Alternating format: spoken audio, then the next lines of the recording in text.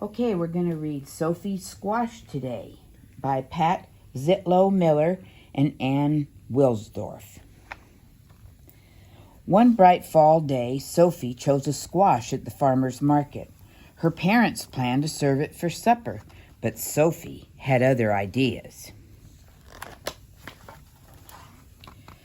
It was just the right size to hold in her arms, and just the right size to bounce on her knee. Just the right size to love. I'm glad we met, Sophie whispered. Good friends are hard to find. At home, Sophie used markers to give her squash a face. Then she wrapped it in a blanket and rocked it to sleep.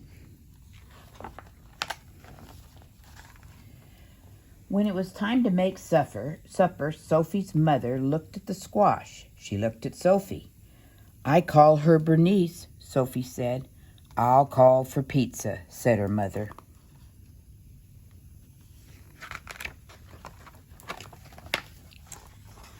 After that, Bernice went everywhere with Sophie, to story time at the library, to visit other squash at the farmer's market, and to practice somersaults by the garden.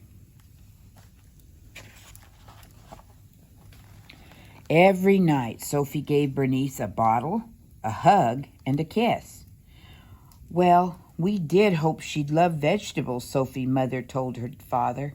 Shh, Sophie said. Bernice is sleeping.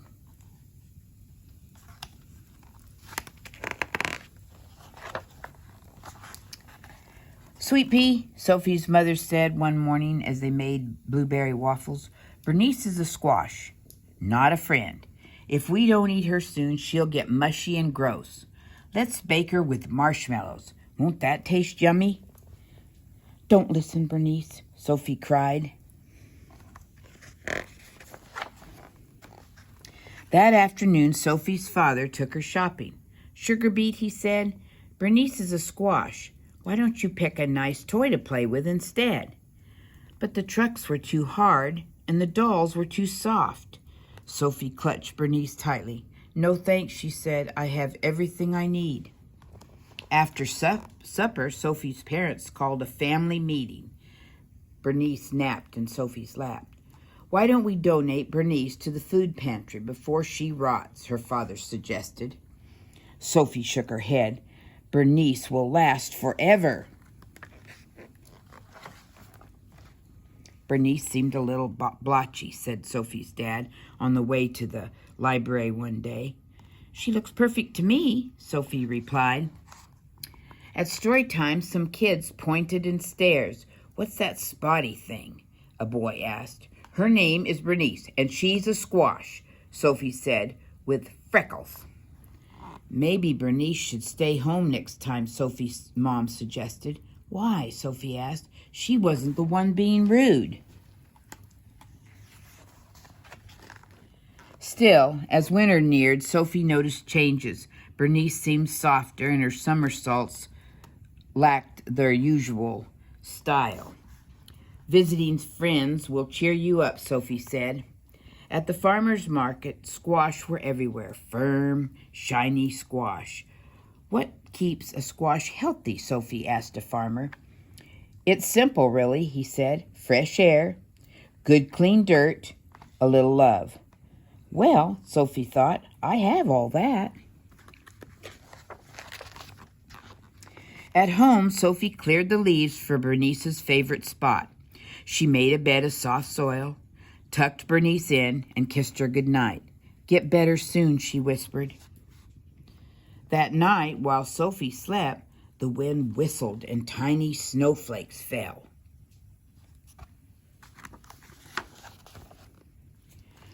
When she awoke, the world was covered in white. Do you think Bernice is cold out there? Sophie asked her mother. I'm sure she's warm and cozy under her snow blanket, her mother replied.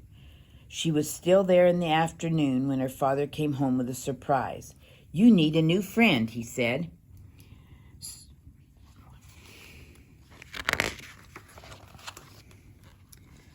Meet Ace. Ace was nice but boring. He just swam around and around in his bowl. But during the long winter, Sophie discovered that Ace was a superb silent reader who did fabulous flip turns, and he always listened politely when she talked about Bernice. Bernice was great at keeping secrets. When the snow finally melted, Sophie rushed to the garden. The only thing there was a small green sprout. It looked strangely familiar. "Bernice," Sophie said, "how was your winter?"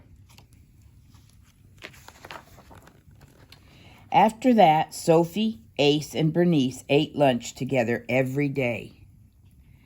One bright summer morning, Sophie somersaulted across her yard, landed by the garden, and stared in disbelief.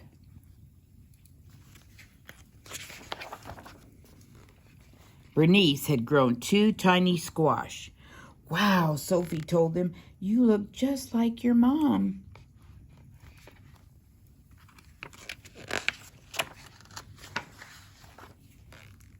Soon, Bonnie and Baxter were just the right size for Sophie to hold in her arms and bounce on her knees. Just the right size to love. The end.